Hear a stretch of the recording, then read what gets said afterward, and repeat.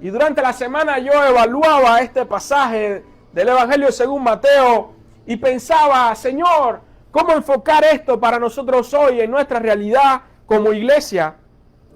Y quiero compartirles hoy esta reflexión bajo el título Reconociendo a Cristo en los más pequeños. Reconociendo a Cristo en los más pequeños. Y este pasaje, amados hermanos, nos presenta una escena poderosa, un evento desafiante. Y este evento, esta escena, es algo que nosotros cada uno podemos reconocer como la segunda venida de Jesucristo, el Rey en su gloria, y también la separación de las naciones y de cada uno como seres humanos según nuestras acciones hacia los más pequeños, hacia los más necesitados. Y este pasaje nos invita a reflexionar sobre cómo estamos viviendo nuestra fe. Cómo estamos viviendo nuestra fe en nuestro diario vivir. No solo en palabras, sino también en acciones concretas. Cómo estamos viviendo nuestra fe, no solo en palabras, sino en acciones concretas. Y la Biblia nos recuerda que la fe sin obra es muerta.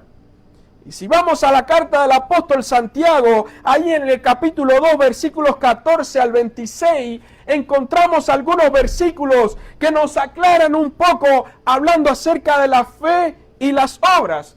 Y quiero invitarle a todos a estar buscando ahí, carta de Santiago, capítulo 2, versículo del 14 hasta el 26. Carta del apóstol Santiago, capítulo 2, versículo del 14 al 26.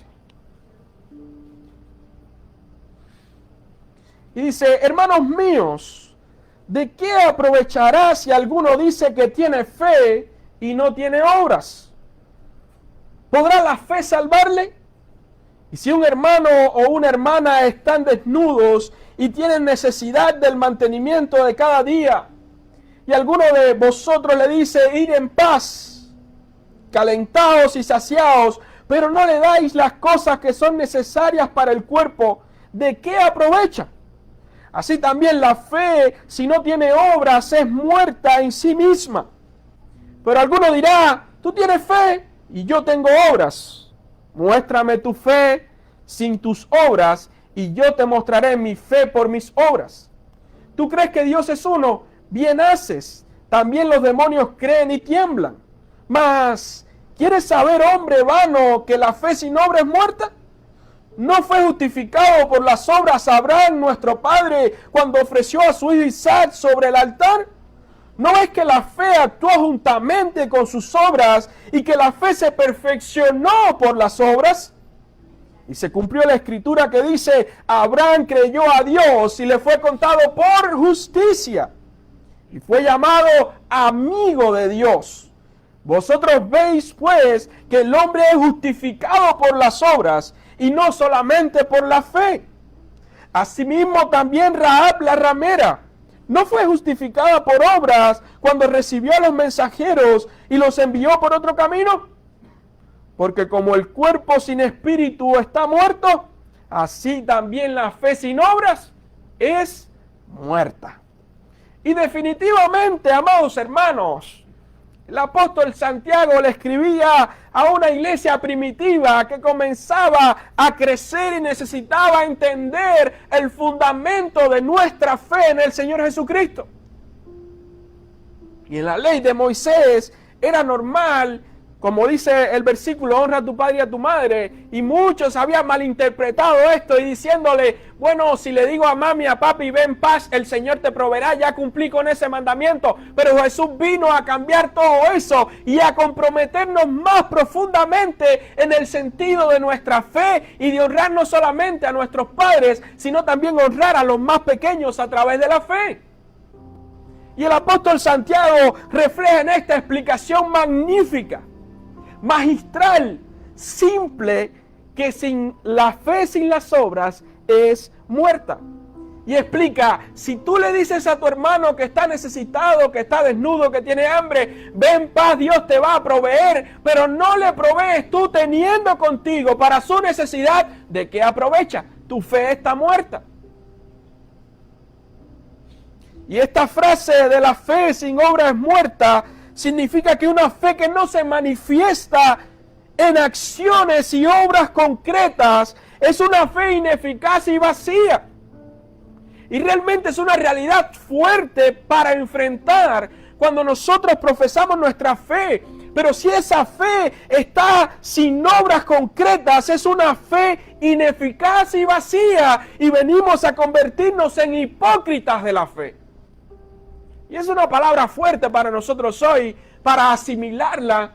Pero así como a mí me gusta ministrar a nuestras vidas con palabras de aliento, me gusta ministrar a nuestras vidas también con palabras de corrección que la palabra tiene y son necesarias para crecer. Y es algo que hoy en nuestra realidad como hispanos, como iglesia, tenemos que reevaluar nuestra fe, si está siendo ineficaz o si está siendo vacía, porque está carente de cuidado hacia los más pequeños.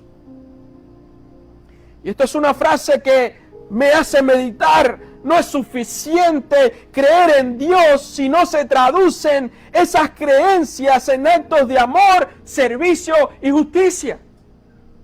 Y si usted está anotando, anote esta frase y medítela en la semana. No es suficiente creer en Dios si no se traducen esas creencias en actos de amor, servicio y justicia.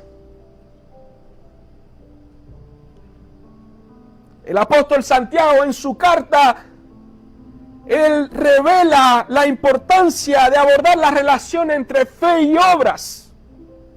Él argumenta que la verdadera fe se muestra a través de esas acciones.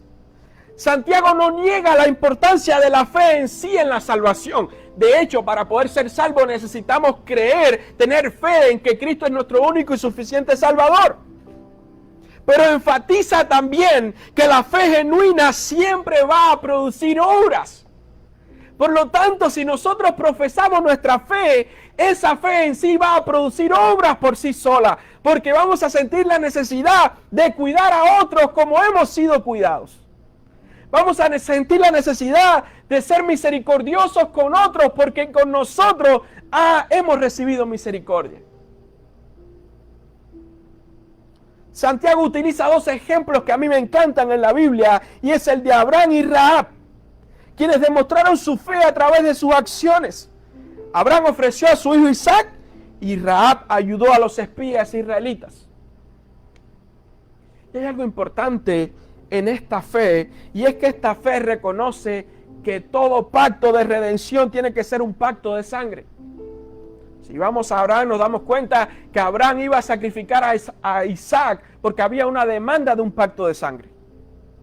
Rahab era una prostituta que había entregado su cuerpo a muchos hombres, a muchas personas. Ese era su estilo de vida, su pecado la había consumido, pero en su momento tuvo la fe para entregar toda una ciudad, y sobre esa sangre de toda esa ciudad, Rahab estableció su fe y su pacto de sangre por los pecados que había cometido y fue perdonada. Y es muy profundo esto, porque todo pacto, toda fe era confirmada con un pacto de sangre. Y hoy usted y yo no tenemos la necesidad de sacrificar un cordero, no tenemos la necesidad de sacrificarnos a nosotros mismos o sacrificar algo que derrame su sangre para cubrir nuestros pecados, porque esa sangre que nosotros necesitamos para concretar el pacto del perdón y salvación fue derramada una vez y por todos en la cruz del Calvario por nuestro Señor Jesucristo. Por lo tanto, esa fe que depositamos en el Señor es una fe que está respaldada por un sacrificio de sangre que nosotros debemos honrar. ¿Y cómo honramos nuestra fe? Mostrando buenas obras para con nuestros hermanos.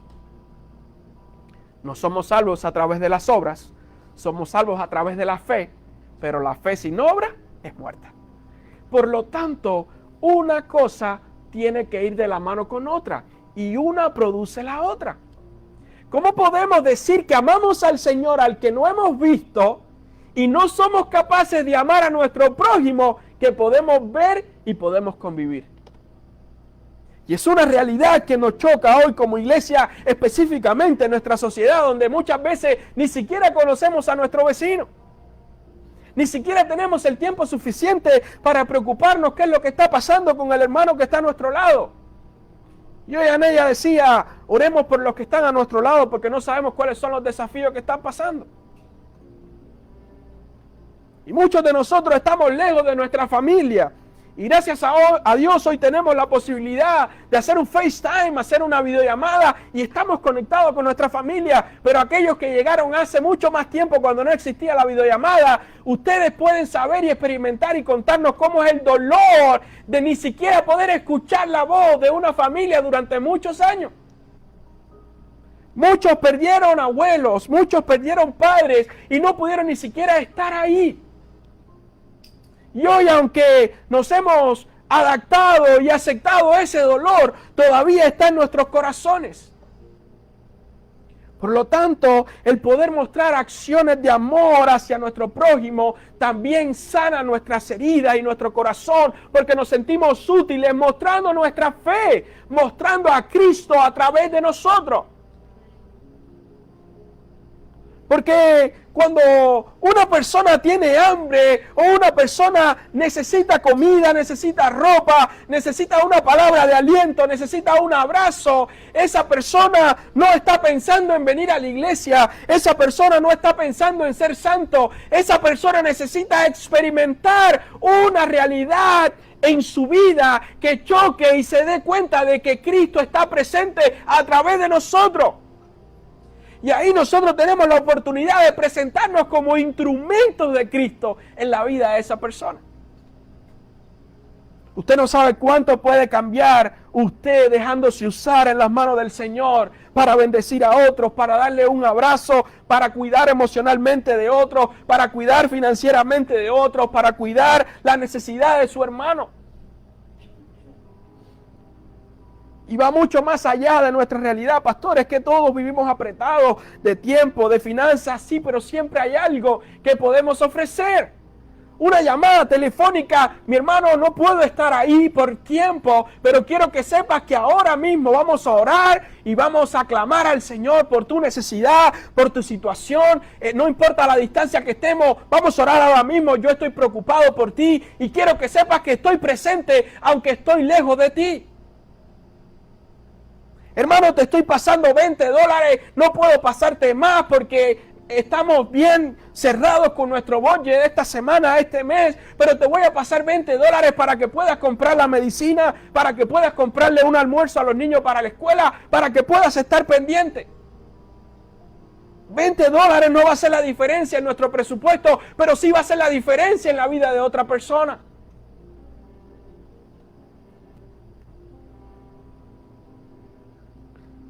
Santiago compara la fe sin obras con un cuerpo sin espíritu, que está muerto. Una fe que no se manifiesta en acciones es una fe muerta, incapaz de salvar. Y ahora salta una pregunta, pastor, ¿hacia quién debemos mostrar nuestra fe o dirigir nuestras obras? Y encontramos la respuesta en el Evangelio según Mateo, ahí en el capítulo número 25, versículo número 31. ¿Y qué es lo que dice Mateo 25, 31? Cuando el Hijo del Hombre venga en su gloria y todos los santos ángeles con él, entonces se sentará en su trono de gloria. Y serán reunidas delante de él todas las naciones, y apartará los unos de los otros, como aparta el pastor las ovejas de los cabritos. Y pondrá las ovejas a su derecha y los cabritos a su izquierda. Entonces el rey dirá a los de su derecha, el rey dirá a los que están en su derecha, venid a mí, benditos de mi Padre, heredad el reino preparado para vosotros desde la fundación del mundo. Porque tuve hambre y me diste de comer. Tuve sed y me diste de beber. Fui forastero y me recogiste. Estuve desnudo y me cubriste. Enfermo y me visitaste.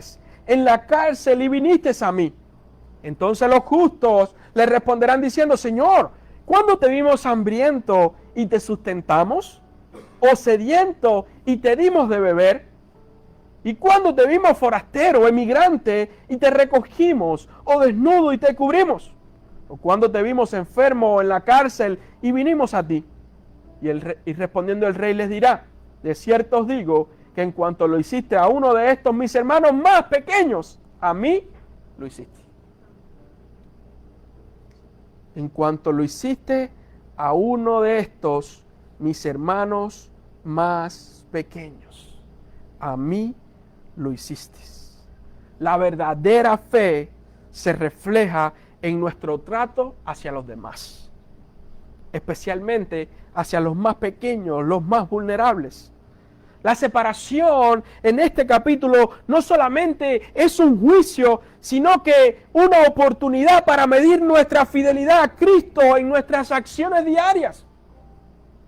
Y quizás usted diga: wow, pastor, pero eso está fuerte. Sí, allí va a ser medida nuestra fidelidad a Cristo a través de nuestras acciones diarias, de cómo vivimos nuestro día a día. Cada palabra que dijimos, cada acción que tomamos, está siendo escrita en el libro de la vida. Y cuando estemos delante del Rey, delante del Señor, como relata Mateo, ahí entonces va a ser separado un grupo a la derecha y un grupo a la izquierda. Y cuando el Señor pida cuenta, me da curiosidad que por lo que el Señor está pidiendo cuenta es en cómo nos comportamos con nuestros hermanos más pequeños. En cómo manejamos nuestra fe. ¿En qué fue lo que entregamos? ¿En qué fue lo que dimos de nuestra vida? Porque lo hemos recibido todo. Recibimos la salvación, que es el regalo más grande que podíamos esperar. ¿Qué estamos entregando para mostrar nuestra fe en ese Salvador tan grande que tenemos? Y en este pasaje de Mateo, Mateo refleja: por cuanto lo hiciste a uno de estos mis pequeños, a mí lo hiciste. Y esta semana quiero confesar que dejé de ser aquel pastor fuerte que tenía solución para todos los problemas, que tenía una palabra de aliento para todo el mundo, que siempre estaba disponible, y me di cuenta que yo era frágil también. Porque a veces no nos damos cuenta de nuestra fragilidad humana porque nos sentimos fuertes, porque estamos jóvenes, porque nos sentimos invencibles, sentimos que podemos conquistar el mundo, pero no nos damos cuenta que también necesitamos recibir el cuidado de Dios. Y esta semana, amados hermanos, me sentí cuidado. Con cada llamada, con cada persona que se preocupó, no solamente por mi estado físico, sino también por mi estado emocional, de cómo yo me sentía. Se preocuparon de cómo estaba mi familia, de si necesitaba alguna cosa. Y esto me llevó a cambiar completamente mi perspectiva, en que también a veces necesitamos dejar que otros muestren su amor y cuidado, y dejar que otros sean instrumentos de Cristo en nuestras vidas también. Y también nos desafía a nosotros volver a evaluar en cómo estamos haciendo para mostrar a Cristo a través de nuestras acciones con nuestros hermanos más pequeños. Va a haber una recompensa para los que entregaron lo mejor de sí. Quizás en este mundo nosotros entreguemos a nuestros hermanos más pequeños, y quizás nunca veamos una recompensa palpable, pero tenemos que tener algo claro: nuestra recompensa mayor va a ser recibida en el cielo, delante de la presencia del Señor, cuando el Señor nos diga: venid a mí, benditos de mi Padre, sentados aquí porque fueron fieles en los que yo le mandé a mostrar su fe.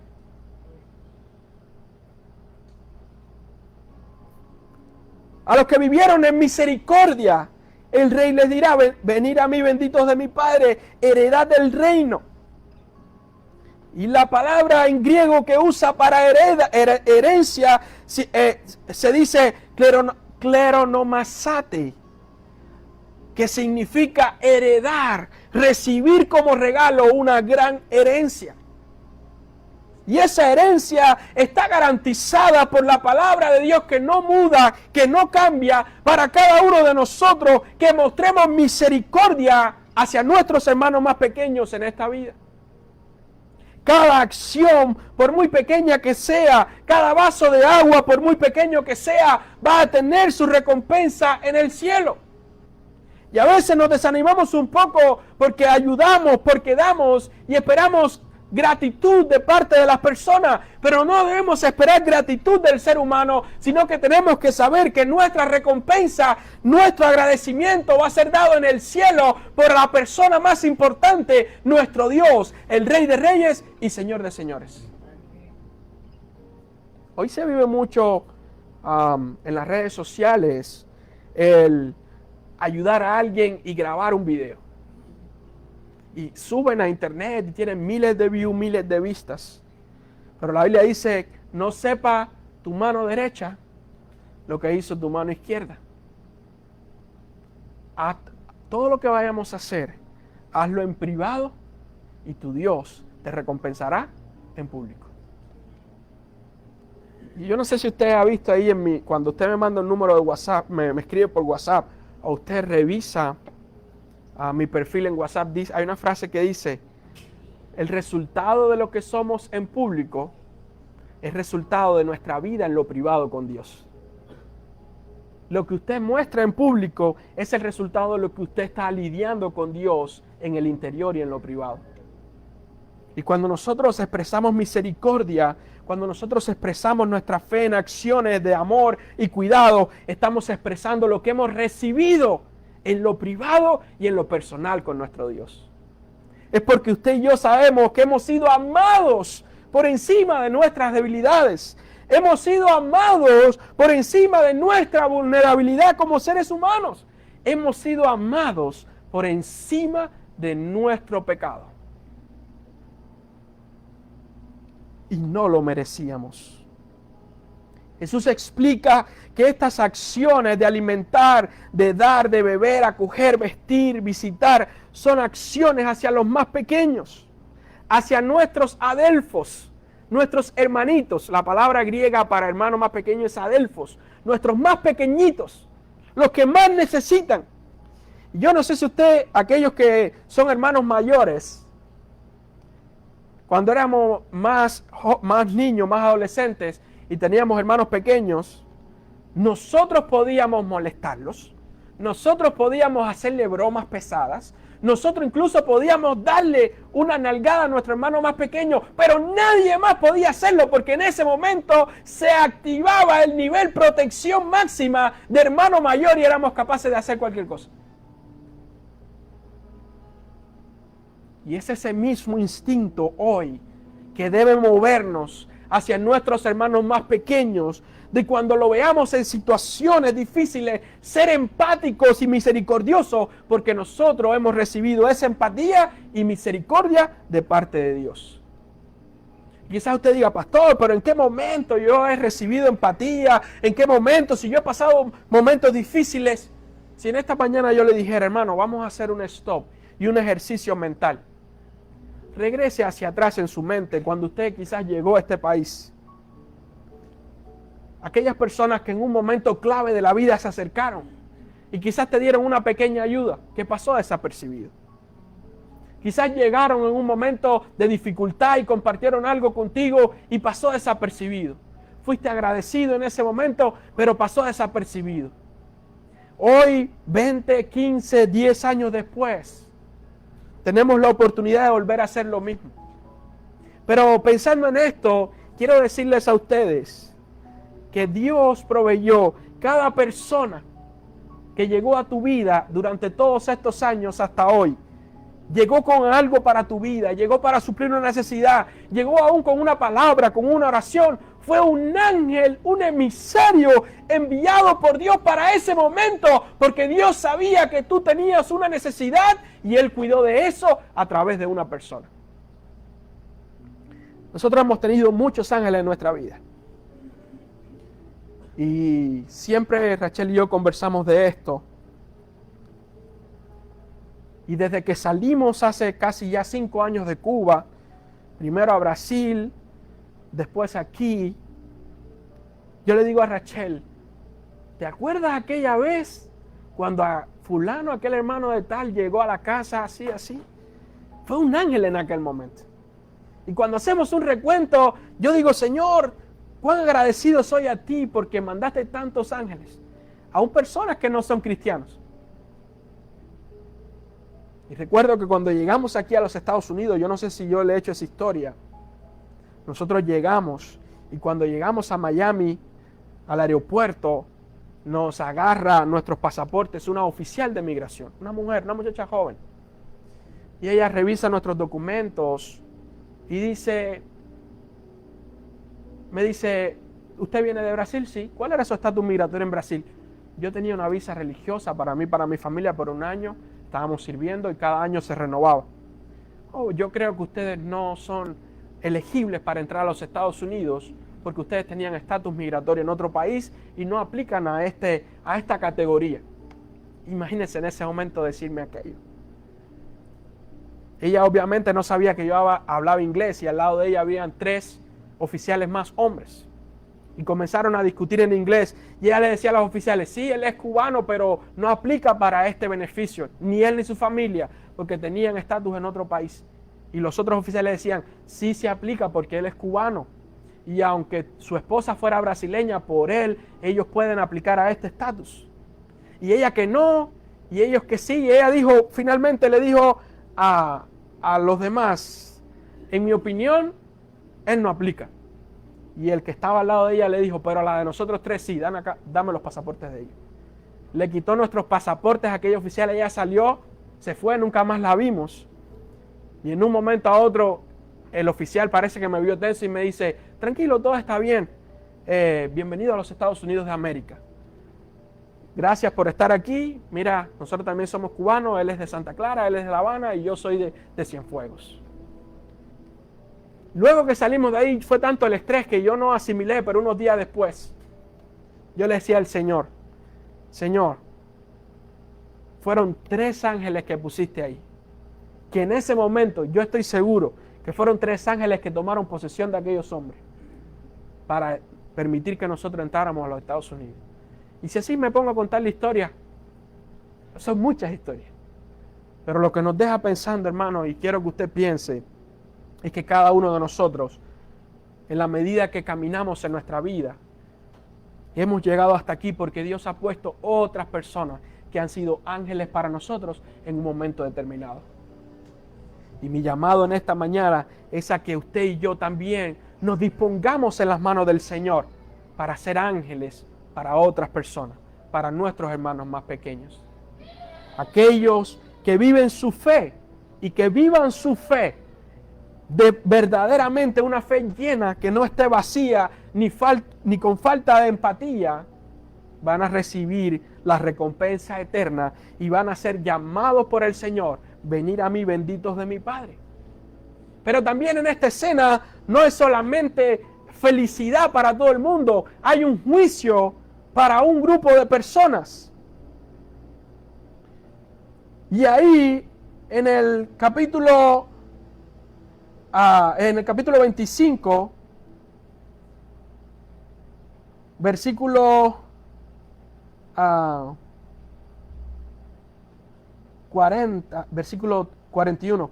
Entonces dirá también a lo de la izquierda, apartaos de mí, malditos, al fuego eterno, preparado para el diablo y sus ángeles, porque tuve hambre y no me diste de comer, tuve sed y no me diste de beber, fui forastero y no me recogiste, estuve desnudo y no me cubriste, enfermo y en la cárcel y no me visitaste. Entonces también ellos le responderán diciendo, Señor, ¿cuándo te vimos hambriento, sediento, forastero, desnudo, enfermo o en la cárcel y no te servimos? Entonces le responderá diciendo, de cierto os digo que en cuanto no lo hiciste a uno de estos mis más pequeños, tampoco a mí lo hiciste. E irán estos al castigo eterno y los justos a la vida eterna. Hoy tenemos la oportunidad como iglesia no solamente de cambiar el destino de una nación, sino también que tenemos en nuestro poder la posibilidad de cambiar el destino de personas que están a nuestro alrededor. A veces creemos que necesitamos hacer algo grande en un ministerio. A veces pensamos que necesitamos tener un don sobrenatural o cantar aquí al frente como las muchachitas y Juan cantan. Pero yo le aseguro que si yo lo hago, usted no se va a quedar tan tranquilo ahí escuchando tan placenteramente. Pero si algo tenemos la posibilidad es de poder tener acceso a personas, a relaciones, a familias, las cuales tenemos la posibilidad de cambiar sus vidas y de poder ser instrumentos de fe con acciones de amor y justicia. Quiero que como iglesia podamos ser una iglesia misericordiosa. Una iglesia que se preocupa por los suyos. Como ya yo lo dije y lo he dicho algunas veces, no estamos buscando números. Dios añade cada día a la iglesia lo que han de ser salvos.